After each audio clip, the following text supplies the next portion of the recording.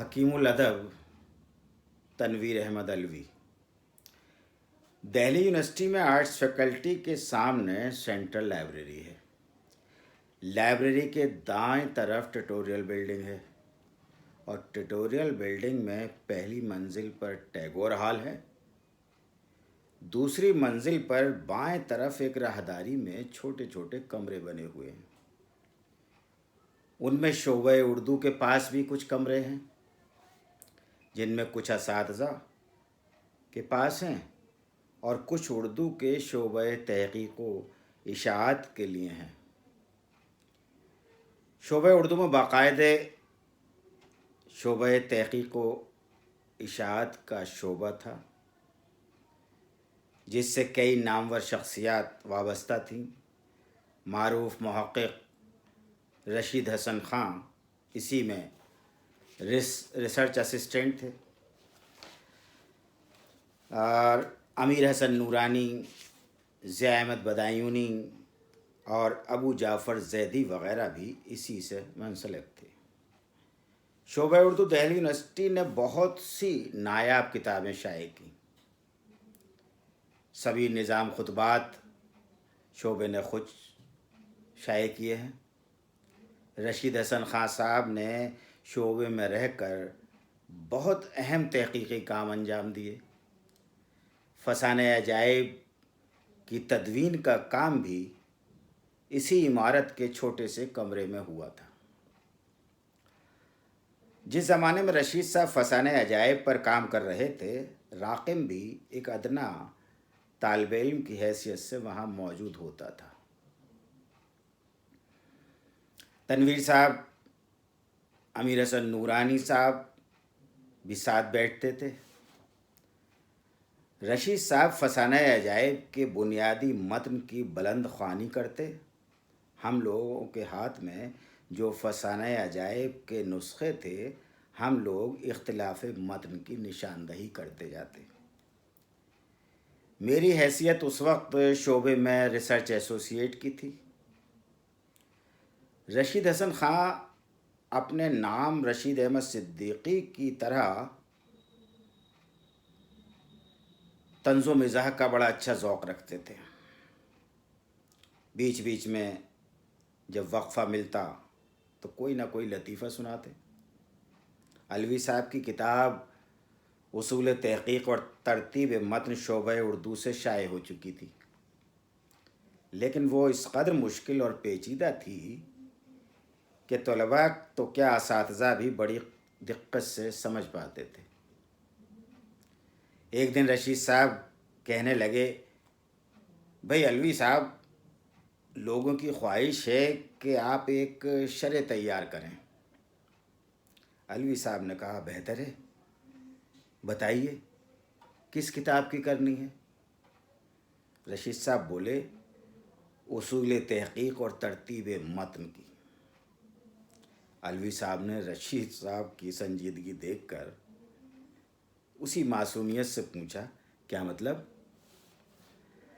رشید صاحب کہنے لگے، بھائی وہ کسی استاد کی بھی سمجھ میں نہیں آتی، اس کی شرح ضروری ہے۔ آپ اجازت دیں تو میں یہ خدمت انجام دے سکتا ہوں۔ ہم سب مسکرانے لگے۔ 1978 میں جب میں شعبہ اردو دہلی یونیورسٹی میں پہنچا تھا اور ایم فل اور پی ایچ ڈی کے مقالات کے لیے بوستان خیال کا تہذیبی مطالعہ میرا موضوع ٹھہرا، تو اس کی نگرانی کے لیے تنویر احمد الوی صاحب سے بہتر کوئی نام نہیں تھا۔ چنانچہ مجھے انہی کے سپرد کر دیا گیا۔ مجھے معلوم ہوا کہ وہ علی گیرین ہیں، بہت سینئر ہیں اور علی گڑھ کے ڈی لٹ بھی ہیں۔ محمد حسین آغاز سے زیادہ ذوق کو جانتے ہیں، انتہائی سادگی پسند اور سادہ مزاج ہیں۔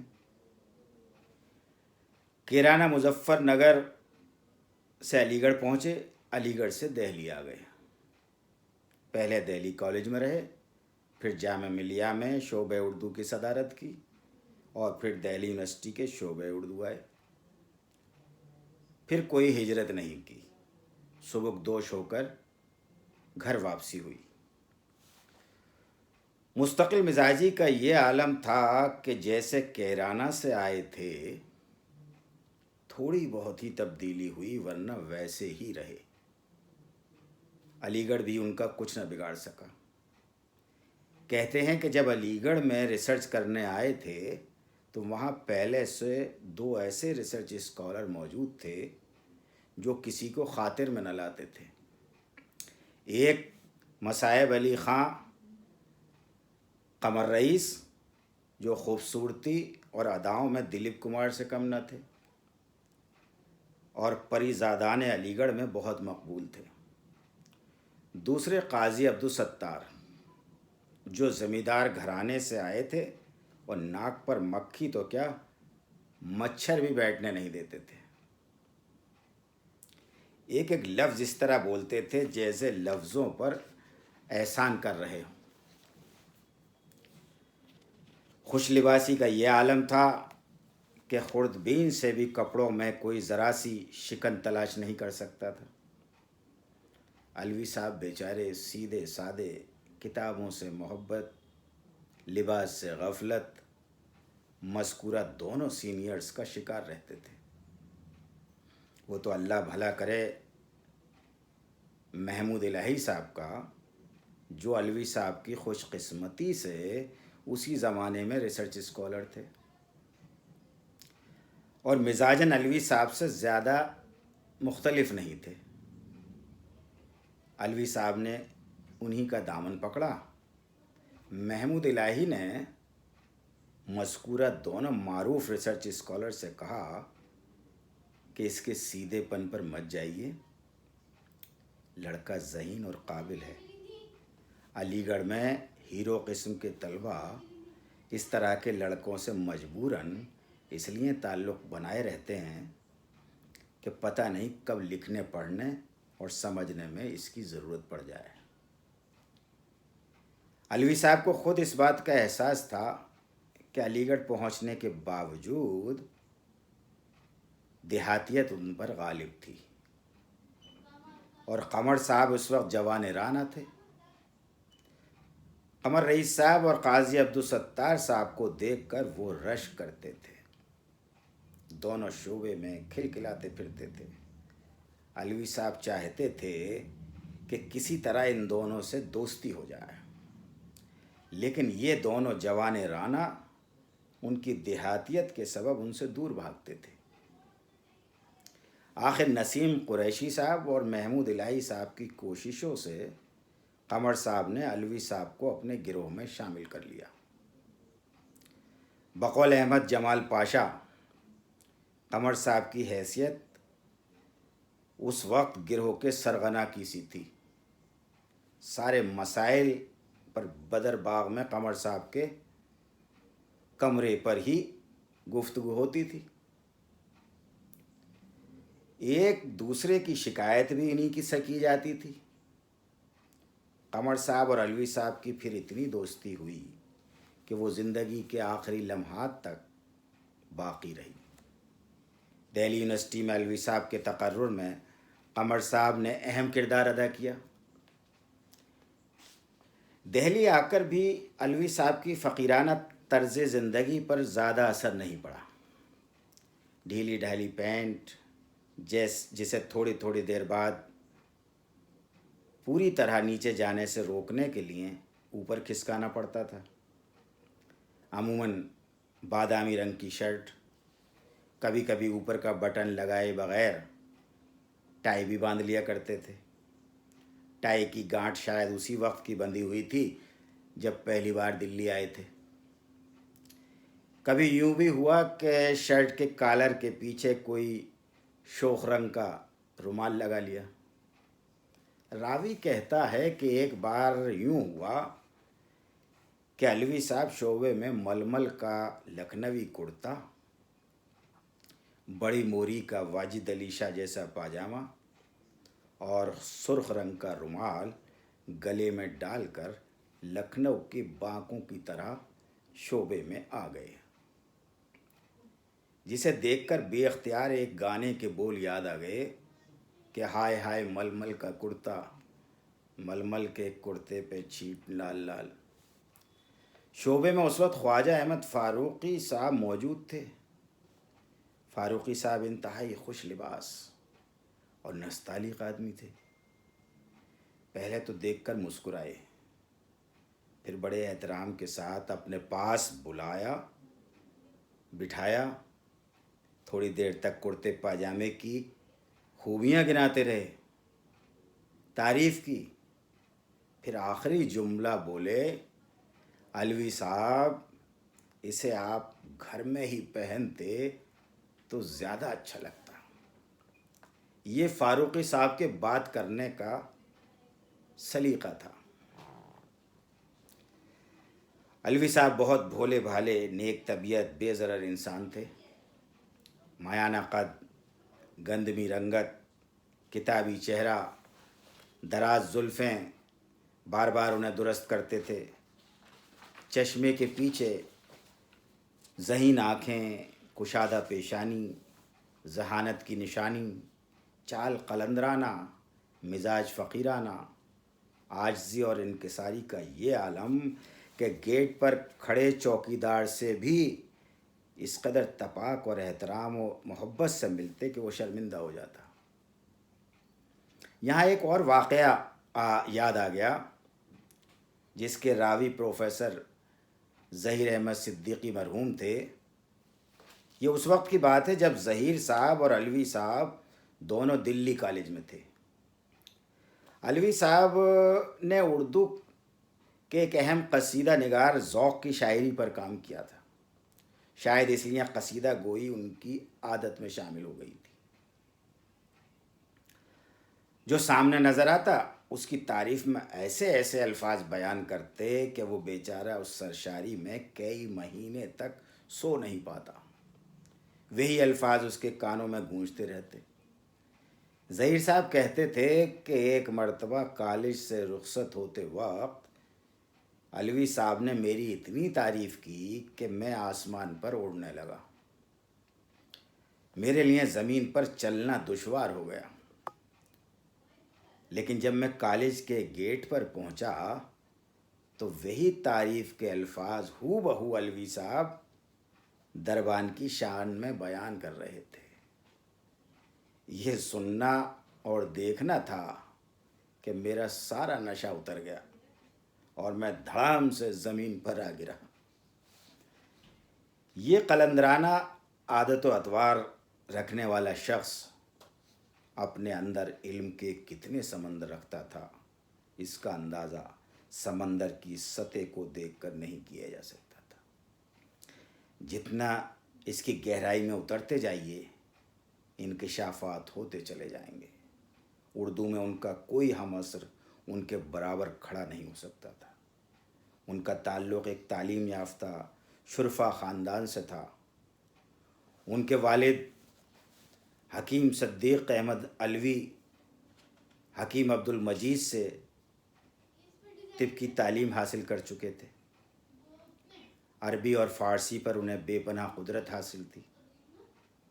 تنویر احمد علوی نے بھی قرآن مجید حفظ کیا، فارسی اور عربی پڑھی۔ والد کی روایت کو آگے بڑھاتے ہوئے پٹیالہ کے ایک طبیہ کالج سے یونانی طب کی تعلیم بھی حاصل کی جس میں انہیں گولڈ میڈل ملا۔ 1933 میں پیدا ہونے والے علوی صاحب نے 1956 تک پتہ نہیں کیا کیا اور کیوں کر لیا۔ 1956 میں صحیح راہ اختیار کی، یعنی علی گڑھ مسلم یونیورسٹی کے شعبۂ اردو میں پی ایچ ڈی کرنے کی غرض سے داخلہ لیا۔ یہ مشورہ خدا جانے پہلے کسی نے انہیں کیوں نہیں دیا، ورنہ اپنے بعد پیدا ہونے والے لوگوں سے پیچھے تو نہ رہتے۔ خیر دیر میں صحیح، آخر صحیح مقام تک پہنچ گئے۔ علی گڑھ جا کر اب ایسے باذوق ہوئے کہ کسی بدذوقی کا مظاہرہ نہیں کیا۔ اردو ہی سے آخر تک رشتہ بنائے رکھا۔ اردو کا دامن تو اتنا وسیع ہے کہ انگریزی، فلسفہ، فارسی، عربی، تاریخ کے علاوہ اگر ڈاکخانے یا پولیس کا بھی کوئی آدمی ہو تو اسے قبول کر لیتی ہے۔ شاید الوی صاحب کو یہ محسوس ہو گیا تھا کہ مجھے جو کچھ ملنا ہے اردو سے ہی ملنا ہے، اس لیے اب زیادہ ادھر ادھر ہاتھ پیر مارنا ٹھیک نہیں۔ انہوں نے سوچ لیا کہ یہاں استاد ذوق بھی ہیں اور شاہ نصیر بھی۔ شاہ نصیر نے ذوق کو استاد بنا دیا، ذوق نے بہادر شاہ کو ظفر بنا دیا، تو کیا میں ذوق کی وجہ سے استاد نہیں بن سکتا؟ یہی ہوا۔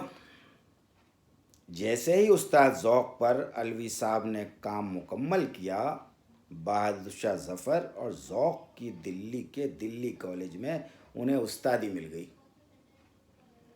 غالب کی طرح الوی صاحب نے غلطی نہیں کی۔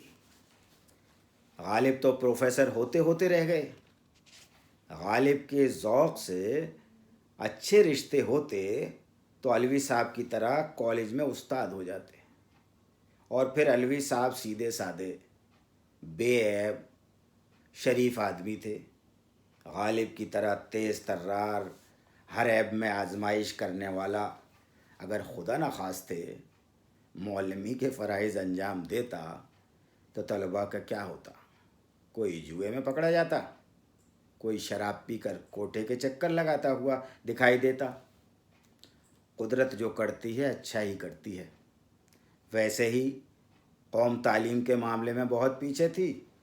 غالب جیسے استاد مل جاتے جو تھوڑی بہت عزت سر سید احمد خان نے بچائی تھی وہ بھی نہ بچتی۔ الوی صاحب دہلی آ کر دہلی کے ہی ہو رہے، جن گلیوں میں ذوق اور غالب بستے تھے وہیں قیام کیا۔ دہلی کی گلیوں کی طرح ذوق نے جس طرح محبت کی تھی، الوی صاحب نے دہلی کی گلیوں سے محبت کی۔ 50 سال سے زیادہ کا وقت عمر کا دہلی میں گزارا، لیکن شاہ جہان آباد کی فصیل سے باہر نہ گھر کرائے پر لیا اور نہ بنایا، جبکہ کتنے ہی دہلی والے دہلی اور اس کی تہذیب سے محبت کا دعویٰ تو کرتے رہے، لیکن دہلی سے بے وفائی کر کے جمنا پار جا بسے۔ الوی صاحب نے دہلی کی تاریخ و تہذیب پر خصوصی توجہ دی اور اس کی تہذیبی اقدار کو محفوظ کرنے کی حتی الامکان کوشش بھی کی۔ کبھی سفر ناموں میں دہلی کی تہذیب کو تلاش کیا، کبھی یہاں کی تاریخی عمارتوں میں۔ الوی صاحب کی رہائش دہلی کی شاہی جامع مسجد سے تھوڑے فاصلے پر چوڑی والان کی خلیق منزل میں تھی۔ پرانے زمانے کی بنی حویلی کے ایک حصے میں الوی صاحب اپنی کتابوں کے بیچ محو مطالعہ رہا کرتے تھے۔ چوڑی والان میں رہنے کی وجہ سے الوی صاحب کو چوڑی والیوں سے بہت محبت ہو گئی تھی۔ چوڑی والیاں بھی ان کی علمیت اور بھولے پن کا بہت فائدہ اٹھاتی تھی۔ اردو میں الوی صاحب ذوق، تنقید اور تحقیق کے لیے بہت مشہور ہوئے، لیکن انہوں نے بہادر شاہ ظفر کی طرح غالب کے ساتھ بھی ناانصافی نہیں کی۔ انہوں نے غالب کو ان کے خطوط میں تلاش کیا، اور اردو میں بھی فارسی میں بھی۔ 12 ماسے پر بھی کام کیا، رقعت عالمگیری پر بھی۔ ان کے پڑھنے کے شوق نے کالی داس کو بھی نہیں بخشا۔ عام طور پر محقق خشک مزاج ہوتے ہیں، تحقیق کام ہی ایسا ہے، اچھے خاصے خوش شکل آدمی کو بھی بد مزاج بنا دیتی ہے۔ دراصل تحقیق میں جس محنت اور تلاش سے محقق گزرتا ہے اس کا غصہ اور جھنجھلاہٹ کام کے بعد ظاہر ہو جاتا ہے۔ الوی صاحب اس طرح کے محقق نہیں تھے، انہیں غصہ ہی بہت کم آتا تھا۔ میں نے انہیں کسی بات پر ناراض ہوتے ہوئے نہیں دیکھا۔ وہ ناراض ہونے والی بات کو بھی اس طرح نظر انداز کر جاتے تھے کہ کبھی کبھی کہنے والا خود شرمندہ ہو جاتا تھا۔ اس طرح کی شرمندگی ڈاکٹر خلیق انجم بہت برداشت کرتے تھے۔ الوی صاحب نرے محقق نہیں تھے، شاعر بھی تھے۔ بچپن ہی سے شاعری کا شوق تھا۔ خرچے کے لیے پیسے ملتے تھے ان سے چھوٹی چھوٹی کتابیں خرید کر پڑھتے تھے اور چھپا چھپا کر صندوقچی میں رکھتے تھے۔ گھر والوں کی بدذوقی اور ناانصافی دیکھیے کہ انہیں دیوبند بھی بھیج دیا۔ شاعری کے شوق کو نعتیہ اشعار سن کر یا لاؤڈ اسپیکر پر غزلیں اور قوالیاں سن کر تسکین پہنچائی۔ مدرسوں میں بڑی سختیاں ہوتی ہیں لیکن شوق اور عشق تو قید و بند ہو یا دیوبند کسی کی پرواہ نہیں کرتا۔ دیواریں پھاند جاتا ہے، پہاڑوں میں نہریں نکال لیتا ہے۔ کسی سینئر کے تجربے سے فائدہ اٹھایا اور ایم اسلم، صادق سردھنوی، ندیم صہبائی، فیروز پوری، راشد الخیری اور خواجہ حسن نظامی کے ناول، جن کا پڑھنا دیوبند دارالعلوم میں ممنوع تھا، چھپ چھپ کر پڑھنے شروع کر دیے، جس کا نتیجہ یہ ہوا کہ حضرت آدم کی طرح مدرسے سے نکال دیے گئے۔ اب تو مجنوں آزاد تھا، خود بھی شاعری کی، دوسروں کی شاعری کا بھی مطالعہ کیا۔ اردو کے علاوہ فارسی میں بھی شاعری کی۔ پٹیالہ طبیہ کالج بھیجے گئے، طب کی تعلیم سے زیادہ شاعری پر زور دیا۔ پٹیالہ کے دوران قیام نظموں کے 2 شعری مجموعے تیار کر لیے۔ حکمہ کی کتابوں سے زیادہ شعراء کے مجموعے پڑھ ڈالے۔ والد صاحب گزر چکے تھے، ان کی وراثت اور خواہش کا احترام کرتے ہوئے طبی تعلیم حاصل کر لی، لیکن اس طرف رغبت ہی نہیں تھی۔ بیمار سے چھوٹی موٹی دوا یا مشورہ دینے کی فیس لینے کو ہی برا سمجھتے تھے۔ نتیجہ یہ نکلا کہ حکیموں کی بجائے شاعروں میں اٹھنے بیٹھنے لگے، مشاعروں میں جانے لگے۔ آخر پہنچی وہیں پہ خاک جہاں کا خمیر تھا۔ بعد میں ان کے کئی شعری مجموعے شائع ہوئے۔ علوی صاحب ابتدائی سے مطالعے کے معاملے میں بہت سنجیدہ تھے۔ یہ سنجیدگی انہوں نے باقاعدے اردو میں آنے کے بعد زیادہ دکھائی۔ علی گڑھ میں ریسرچ کے دوران انتخاب قصائد اردو، منتخبات مثنویات ترتیب دے ڈالی۔ باغ و بہار اور مقدمہ شعر و شاعری پر مقدمے لکھ کر علی گڑھ شائع کیے۔ علی گڑھ میں رشید احمد صدیقی، عالم السرور کے علاوہ تنویر احمد علوی صاحب کی ظہیر الدین علوی نے بہت مدد فرمائی، شاید ناموں میں علوی ردیف ہونے کی وجہ سے۔ علوی صاحب نے دہلی آ کر بہت جلد ادب میں نمایاں مقام حاصل کر لیا۔ 1963 ہی میں مجلس ترقی ادب لاہور نے ذوق، سوانح اور انتقاد عابد علی عابد کے طویل مقدمے کے ساتھ شائع کی۔ علوی صاحب کی مرتب کردہ کلیات ذوق اور کلیات شاہ نصیر جلد اول دوم کو بھی مجلس ترقی ادب نے شائع کیا۔ شعبہ اردو دہلی یونیورسٹی میں علوی صاحب نے زیادہ وقت نہیں گزارا، لیکن دہلی کالج میں جو وقت گزارا وہ بھی دہلی یونیورسٹی سے ہی متعلق تھا، اس لیے شعبے کے سبھی اساتذہ سے ان کا قریبی تعلق رہا۔ 1977 میں قمر رئیس صاحب اپنی صدارت کے دور میں علی گڑھ کی دوستی کو نبھاتے ہوئے انہیں بھی شعبے میں لے آئے۔ 1978 میں ہم ان کے سپرد کر دیے گئے۔ علوی صاحب کی وجہ سے ہمارا بھی چوڑی والان میں آنا جانا شروع ہو گیا۔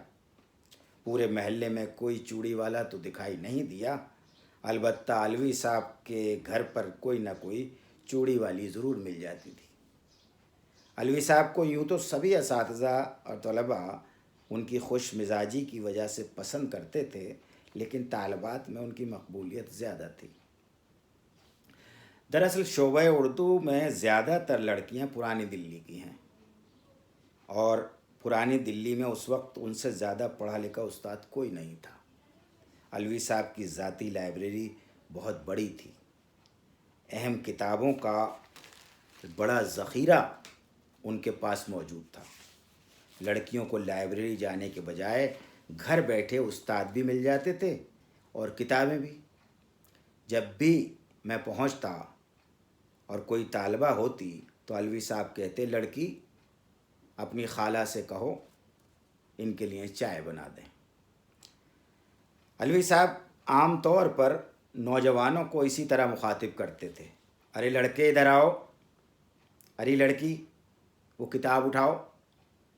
جب کبھی الوی صاحب نئے اساتذہ ڈاکٹر عتیق اللہ یا ڈاکٹر صادق کو اے لڑکے کہہ کر آواز دیتے تو دونوں اپنے لڑکے پن پر خوش ہو جاتے۔